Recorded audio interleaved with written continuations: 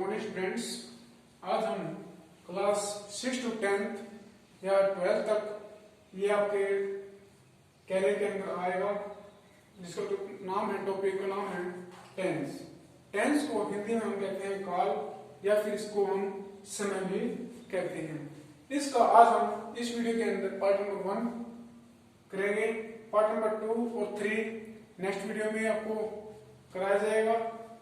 Part number 1 में जैसे tense है, टेंस किसे कहते हैं?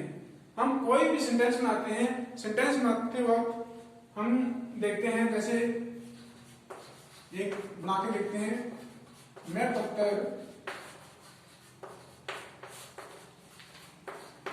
लिखता हूं। जैसे हमने ये सेंटेंस लिखा है, इसको हमने इंग्लिश में कन्वर्ट करना है, तो हम कैसे करेंगे? हमने हेल्पिंग वर्ब भी लगानी है, इसके अंदर वर्ब भी लगानी है। हम इसको अच्छी तरह से कैसे बनाएंगे? तब तक हम इसको नहीं बना पाते तो ये हमारे लिए एक टेंशन होगी। क्या होगी? टेंशन। इसका टेंस को हम टेंशन के नाम से भी जाना जाता है। जब ये टेंशन दूर हो जाएगी, कब होगी दूर? जब आप इसको आप इंग्लिश में कन्वर्ट कर दोगे, हिंदी से इंग्लिश में ट्रांसलेट कर दोगे, तो हमारी टेंशन खत्म हो जाएगी। खत्म हो गई तो हमें टेंस आ जाएंगे। तो ये टेंशन कब खत्म होगी? जब हम इसको इंग्लिश में ट्रांसलेट कर देते हैं। जैसे आई लिखना, write a letter, I write a letter. अब ये सब्जेक्ट है, ये वर्ब है, ये ऑब्जेक्ट है। सब्जेक्ट है, यहां पर हम wrote, writes, helping verb is am are, तो हम इसके साथ में लगाते हैं। तो क्यों लगाते हैं? हम इसके अनुसार ही, वाक्य के अनुसार ही सेंटेंस को बनाते हैं, और सेंटेंस हमारा तब बन जाता है तो हमारी टेंशन खत्म हो जाती है, तो वो टेंस कहलाता है। तो हम जो हेल्पिंग वर्ब इसके साथ एस या एस या सेकंड की सेकंड फॉर्म वो कहां पर लगेगी, वो हम टेंस के अंदर बताएंगे। तो सबसे पहले आज इसके बारे में जान लेते हैं थोड़ा। टेंस, टेंस एक दादा की तरह होता है। जैसे हमारे दादाजी होते हैं, ठीक उसी तरह टेंस होता है। इसके 3 बेटे होते हैं, present, past and future.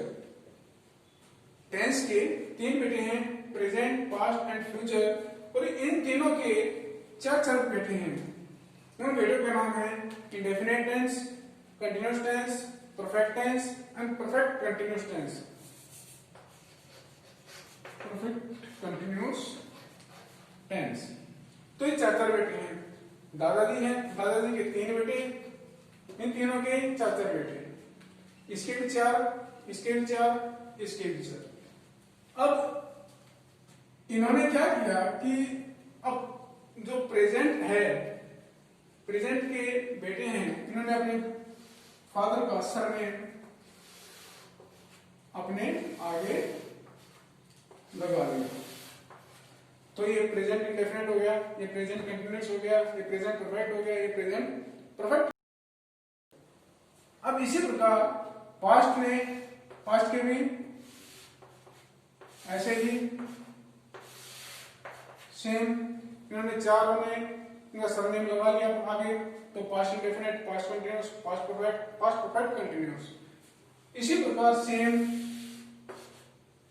Future में भी, फ्यूचर के बच्चों ने भी अपने फादर का सरनेम लगा दिया, तो future indefinite, future continuous, future perfect, future perfect continuous. ये सभी चारों टेंस के, जिसको इंग्लिश में कहते हैं पुत्र, हिंदी में कहते हैं पुत्र, सॉरी, इसके पुत्र हैं, इसके बेटे ये हैं, इनके बेटे ये हैं। ठीक है, तो आज हम इस पार्ट्स के अंदर, पार्ट 1 के अंदर प्रेजेंट के जो टॉपिक्स हैं, पार्ट्स हैं, वो करेंगे इस वीडियो के अंदर। तो आओ करते हैं।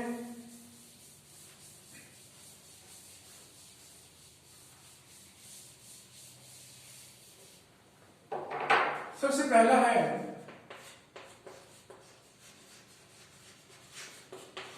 Present indefinite tense.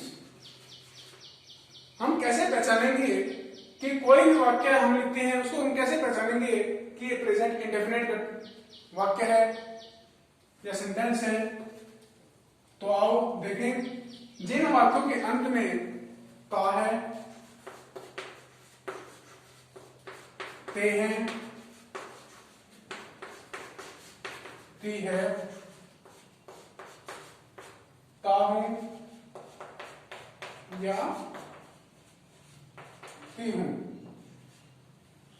ये आते हैं तो हमारा जो टेंस है वो प्रेजेंट इंडेफिनिट टेंस कहलाता है। अब हम कोई भी वाक्य है उसको बनाते हैं तो उसका पैटर्न क्या होता है? सेंटेंस बनाने का जो पैटर्न होता है वो देखिए। Pattern of sentence subject plus verb की फर्स्ट फॉर्म के साथ एस या ईएस प्लस ऑब्जेक्ट। ये हमारा जो पैटर्न है, इस पैटर्न के आधार पर ही हम हिंदी से इंग्लिश में ट्रांसलेट आसानी से कर सकते हैं प्रेजेंट इंडेफिनिट टेंस को। तो आओ देखें। मैंने अभी अभी एक वाक्य लिखा था कि मैं पत्थर लिखता हूं, उसी से आप सेंटेंस बनाएंगे। मैं पत्थर लिखता हूं,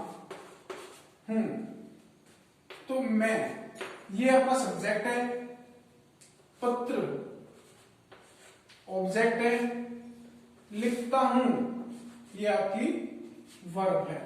अब जो वर्ब है आपकी, इस वर्ब के साथ जो एस है ये कब लगेंगे हमारे पास? इसके साथ, वर्ब के साथ, उसके बारे में जाने। जो एस है, यूज ऑफ एस या ES, he, she, it, any name या फिर थर्ड पर्सन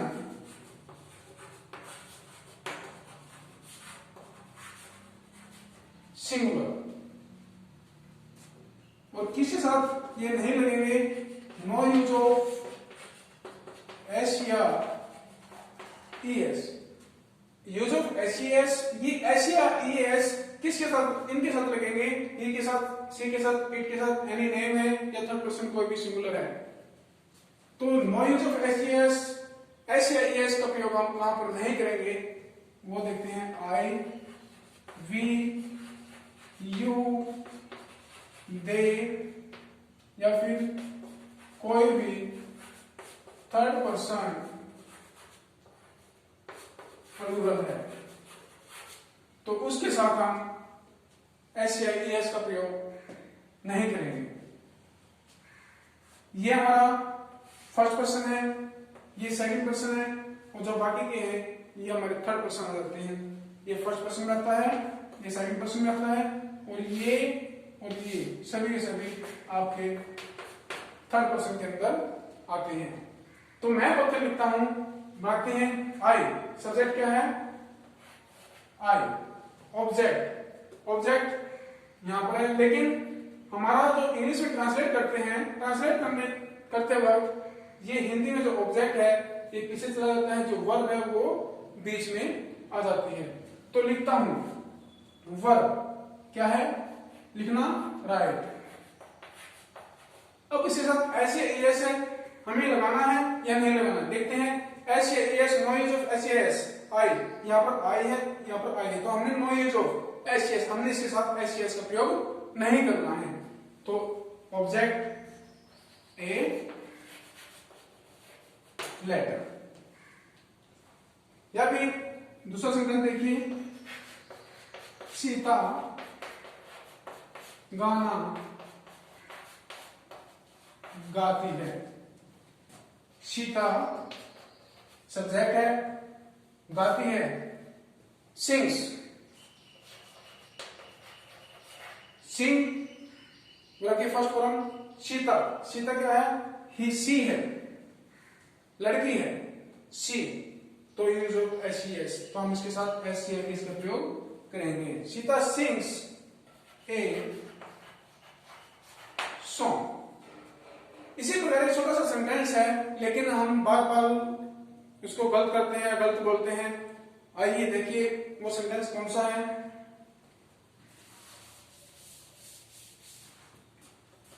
हर कोई पूछ लेता है, तब हम कुछ इनके मोस्टली इसको गलत बोलते हैं। जैसे मैं जाता हूं,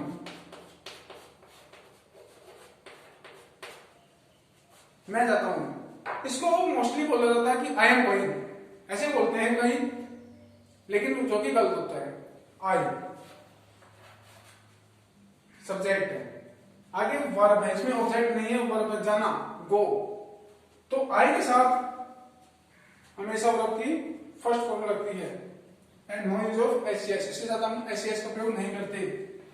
तो आई गो, ये आपकी इंग्लिश बनेगी इसकी। नेक्स्ट चलते हैं इसके नेगेटिव की तरफ।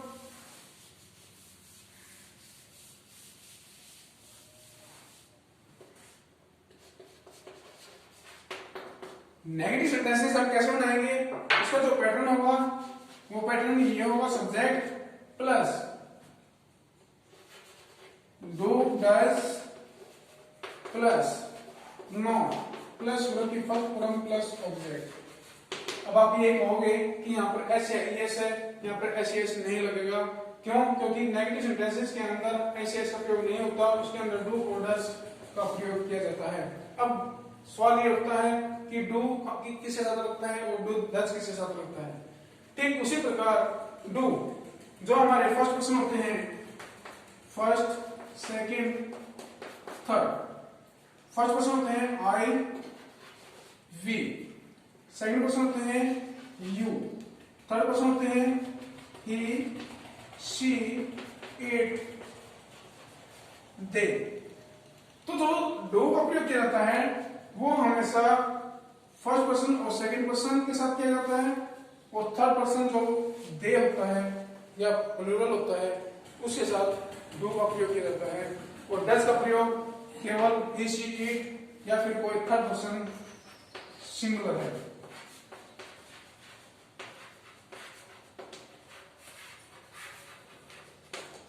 उसके साथ किया जाता है। देखिए उसी वाक्य को दोबारा करते हैं नेगेटिव के अंदर।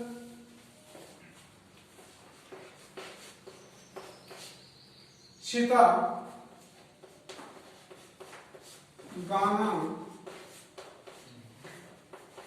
नहीं गाती है। तो इसके अंदर जो सीता है सब्जेक्ट है, सीता गाती है सिंग, इसके साथ हम डू का प्रयोग करेंगे डज का। तो देखते हैं सी, सी के साथ हमेशा डज का प्रयोग किया जाता है क्योंकि ये थर्ड पर्सन है, सिंगुलर है। तो इसी प्रकार सीता डज नॉट, वर्ब की first form sing a object song. तो ये सेंटेंस ऐसे मिलेगा। वही देखिए मैं नहीं चाहता हूं, आई फर्स्ट पर्सन है, इसके साथ हम किसका प्रयोग करेंगे, डू को। I do not go. तो हम इस प्रकार हम नेगेटिव सेंटेंसेस बनाएंगे। नेक्स्ट आता है इसका इंटरोगेटिव सेंटेंसेस। इंटरोगेटिव सेंटेंसेस के अंदर सबसे पहले जो आपके डू डज हैं वो सबसे पहले आ जाएंगे, डू और डज प्लस फिर सब्जेक्ट प्लस वर्ब की फर्स्ट फॉर्म प्लस ऑब्जेक्ट पीछे क्वेश्चन मार्क। ये आपके इस पैटर्न के आधार पर हम वाक्य बनाएंगे। अब इंटरोगेटिव है, इंटरोगेटिव में डू डज है, तो जैसे क्या, इंटरोगेटिव में हमारा क्या आएगा, क्या सीता गाना गाती है? Does Sita sing a song? इसमें क्वेश्चन मार्क आ जाएगा। Does Sita sing a song. अगर हम नेगेटिव इंटरोगेटिव बनाते हैं, नेगेटिव इंटरोगेटिव बनाते वक्त इसका जो पैटर्न होगा, do does plus subject plus not plus first form plus object plus question mark. इसी वाक्य को देख लीजिए। सॉरी, इंटरोगेटिव नेगेटिव है, negative interrogative sorry, do does, यही वाक्य है, सेम ऐसे चलेगा। डज है, सब्जेक्ट सीता, नॉट, यहां पर आपका नॉट लग जाएगा, वर्ब की फर्स्ट फॉर्म ऑब्जेक्ट पीछे क्वेश्चन मार्क, केवल इसमें नॉट लग जाएगा। नेगेटिव इंटरोगेटिव बनाते वक्त इस वाक्य के अंदर नोट लग जाएगा, क्योंकि इसमें नेगेटिव है। इंटरोगेटिव होगा तो इसके अंदर नोट नहीं लगता। ये आपने इसके अंदर देखना है। ये तो हमारा प्रेजेंट इंडेफिनिट टेंस। नेक्स्ट आ जाता है आपका प्रेजेंट कंटीन्यूअस टेंस।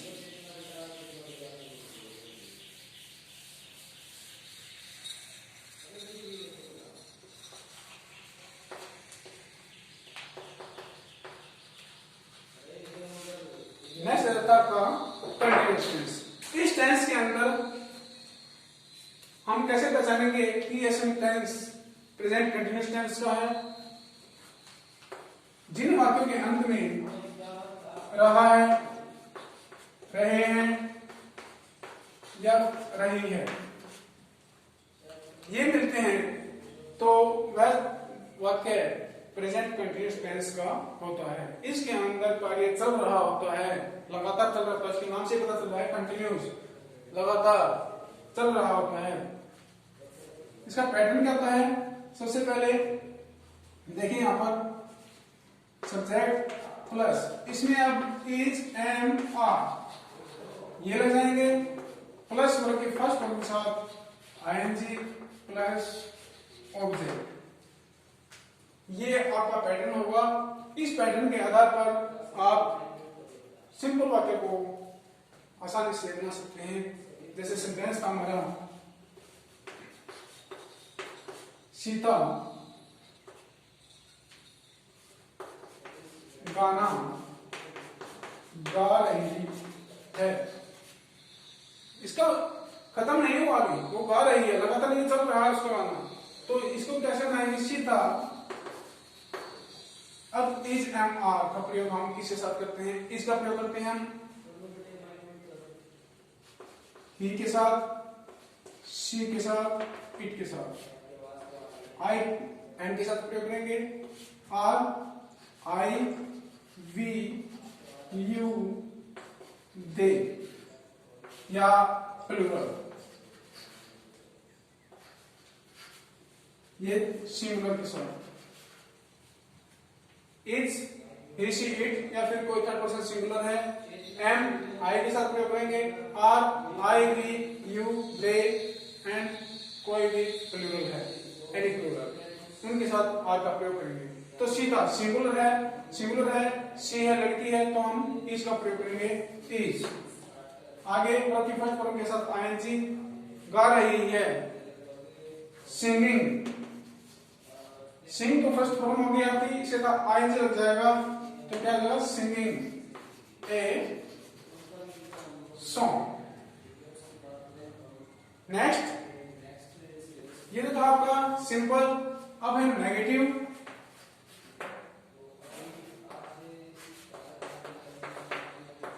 नेगेटिव में subject plus is am are plus not plus verb की फर्स्ट फॉर्म के साथ आईएनजी प्लस ऑब्जेक्ट। तो इसको हम कैसे कन्वर्ट करेंगे?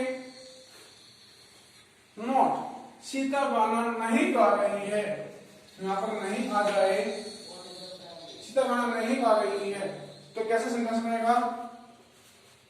सीता इज नॉट वर्ब के फर्स्ट फॉर्म के साथ ING singing a song. Same वही रहेगा, केवल इसके अंदर नोट का प्रयोग हो जाएगा। नेगेटिव के अंदर अब इंटरोगेटिव है, इंटरोगेटिव के अंदर सब इज एम आर है जो वो आपके पहले लग जाएंगे। इज एम आर प्लस फिर आ जाएगा आपका सब्जेक्ट, फिर वर्ब की फर्स्ट फॉर्म के साथ आईएनजी, फिर ऑब्जेक्ट, फिर क्वेश्चन मार्क, क्योंकि इंटरोगेटिव वाला प्रश्नात्मक वाक्य होता है, क्वेश्चन मार्क वाला वाक्य होता है। तो सेंटेंस होता है इसमें क्या? इसमें नहीं हट जाएगा और आगे क्या लग जाएगा? क्या सीता गाना गा रही है? पीछे जब क्या आ गया, पूछा गया है कि क्या सीता गाना गा रही है, तो उसको पीछे क्वेश्चन मार्क आ जाएगा। तो सेंटेंस कैसे बनेगा? इसमें इज है, इज सब्जेक्ट, सब्जेक्ट क्या है?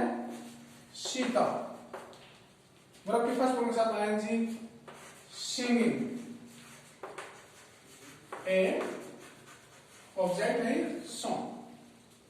ये आपका नेगेटिव इंटरोगेटिव होगा। उसके बाद नेगेटिव इंटरोगेटिव बनाते वक्त इज एम आर सेम रहेगा प्लस सब्जेक्ट सेम रहेगा, लेकिन सब्जेक्ट के बाद हमने इसके अंदर नोट लगाया था, नोट लग जाएगा। ये तो आपके पहले आ गए सब्जेक्ट प्लस नोट, आगे वर्ब की फर्स्ट फॉर्म के साथ ING plus object plus question mark. अब इसमें नोट आ गया, तो क्या सीता गाना नहीं गा रही है, तो क्या बनेगा इसका? इज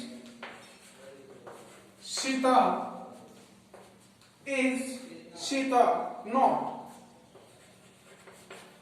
वर्ब के फर्स्ट फॉर्म के साथ आईएनजी सिंगिंग ए सॉन्ग, पीछे question mark.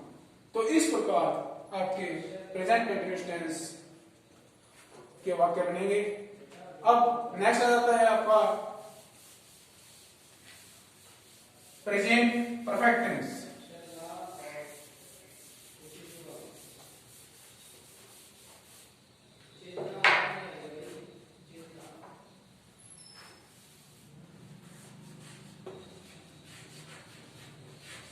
Present perfect tense, present perfect tense के अंदर हम कैसे पहचानेंगे कि यह वाक्य प्रेजेंट परफेक्ट टेंस का है?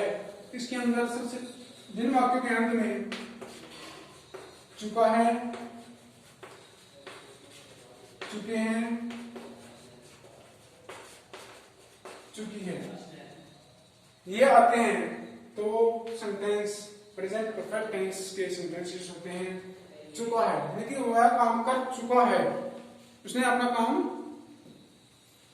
कर लिया है। तो देखिए इसमें जो सिंपल सेंटेंस होता है उसका जो पैटर्न होता है वो क्या होता है?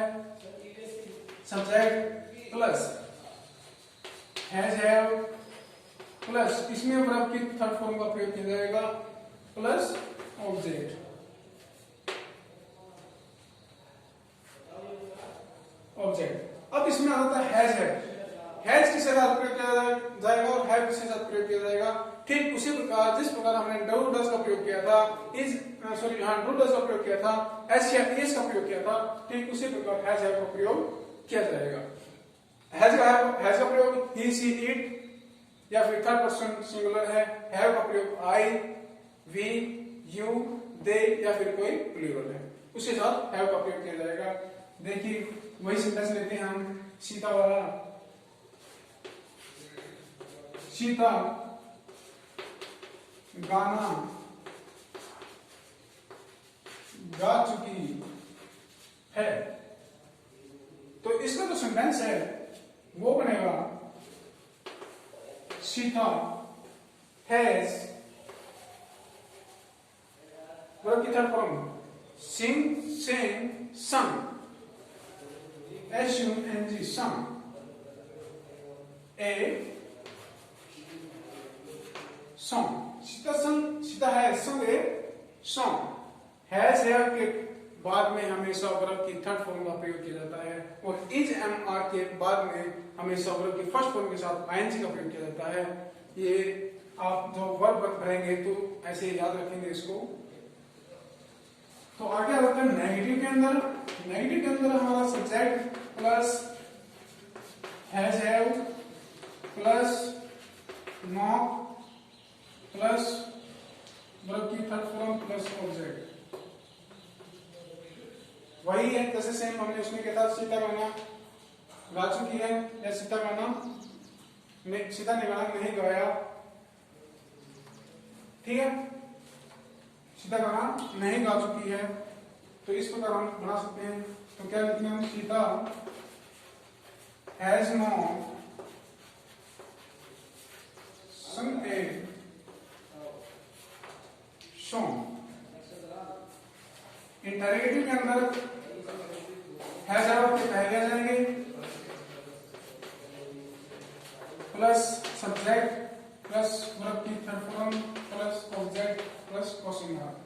तो इसमें आप हैज आपका पहले आ जाएगा, हैज सीता संग ए सॉन्ग, ये हट जाएगा बीच में से, आगे सेम आ जाएगा। अब आए हैं नेगेटिव इंटरोगेटिव के अंदर has have plus subject plus not plus verb की third form plus object plus question mark. Has have has Sita not sung a song, इसे में क्वेश्चन मार्क आ जाएगा। तो ये आपके प्रेजेंट परफेक्ट टेंस हैं। अब नेक्स्ट आ जाता है आपका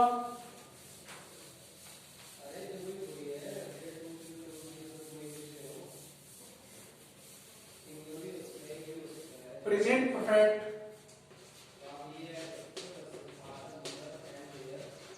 कंटिन्यूअस टेंस।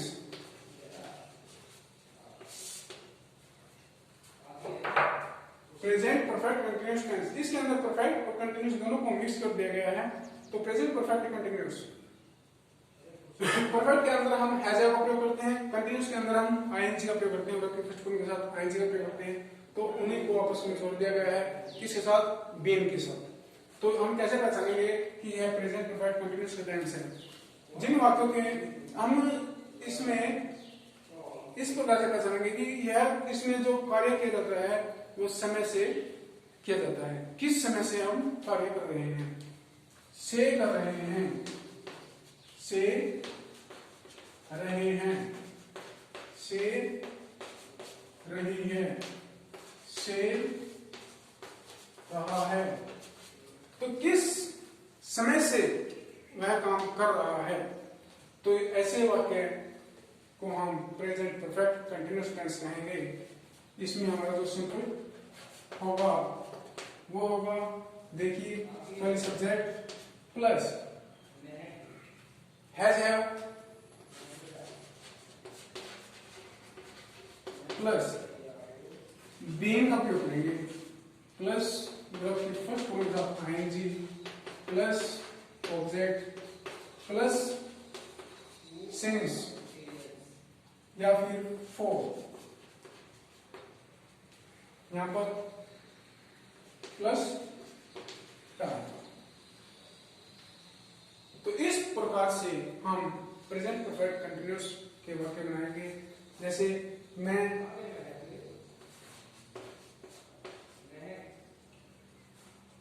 2 बजे से,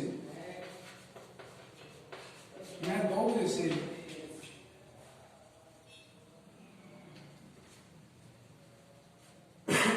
पौधों में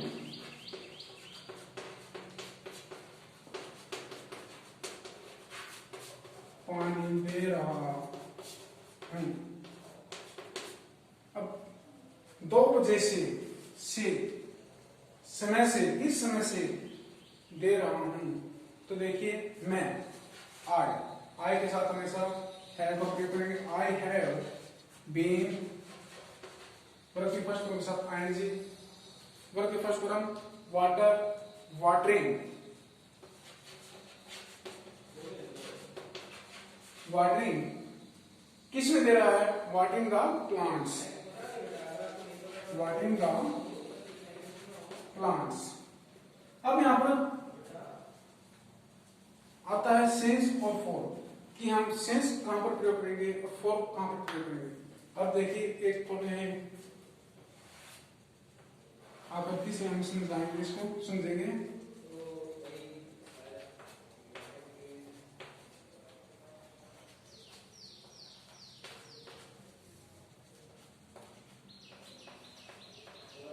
इस प्रकार अब मान लीजिए टाइम है 3 बज चुके हैं, आप समझ लीजिए।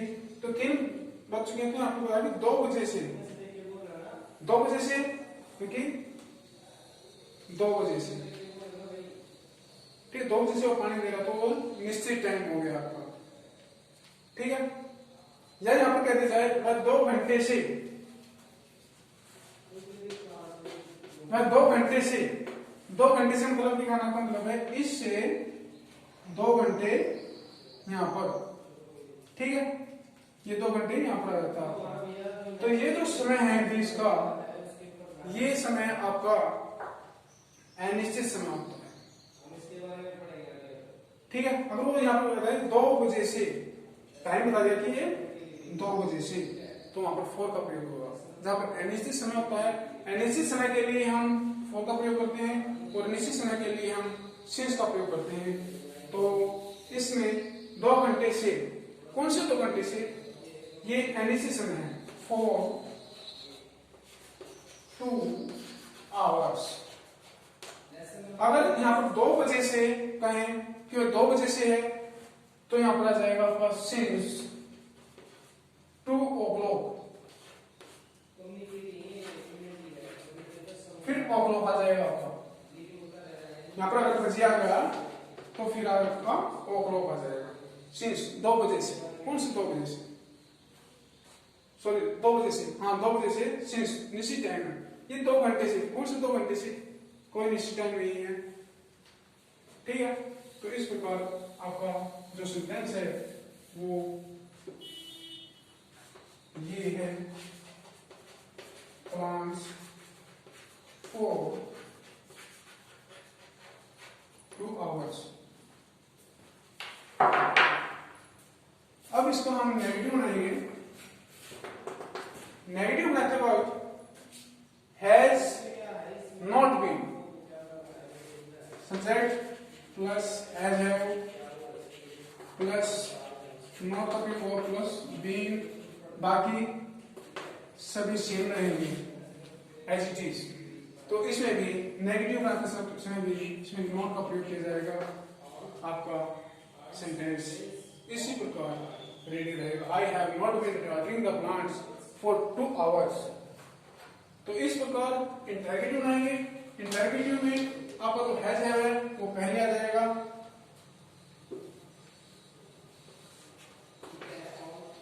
हैज है plus subject plus been plus की first person of ING plus object plus since for plus time plus question mark. इसमें क्वेश्चन मार्क का प्रयोग होगा क्योंकि इंटरोगेटिव है। तो इसमें जो हैज है इसमें हैव आपका पहले आ जाएगा, have I been watering the plants for 2 hours, पीछे आपका क्वेश्चन मार्क आ जाएगा। नेगेटिव इंटरोगेटिव के अंदर सेम यही रहेगा, हैज हैव आपका आ जाएगा। नेगेटिव इंटरोगेटिव के अंदर सब्जेक्ट के बाद आपका नॉट का प्रयोग होगा प्लस बी। तो यही I have not been watering the plants for 2 hours. इस प्रकार से आपका प्रेजेंट परफेक्ट कंटिन्यूअस टेंस रहेगा। तो ये हमारा फर्स्ट पार्ट था टेंस का। सेकंड पार्ट के अंदर हम पास्ट के चारों पार्ट्स करेंगे और थर्ड पार्ट के अंदर हम फ्यूचर के चारों पार्ट करेंगे। आज बस इतना ही। Thank you.